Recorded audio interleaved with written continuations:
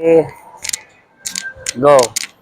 Hi guys, nata diri sa Lucky Chinatown o of course to.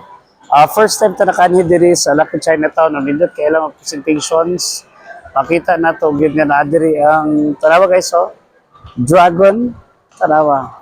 So usa na siya sa mga features sa ato ang Chinese populace diri sa Metro Manila. Ang kani siya nga Chinatown, daghan kay diri mga barato ra gyapon ng mga malls siya, pero barato gyapon ang iyang mga items. At the same time, bisan asa ka batuyog diri, makita gyud ang Chinese touch, no? The culture of Chinese. Tanawa gali oh. Sa iba ta sa ibabaw. Na siya dragon, nice kaya ang iyang presentation. Grabe kay intricate ang gipagbuhat sa kuan. Intricate pagbuhat niya, no?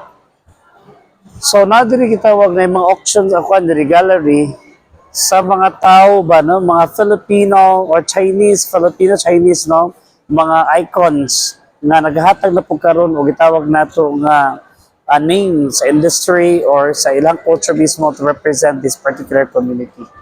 So thank God kaya nakaanita diri sa Chinese community,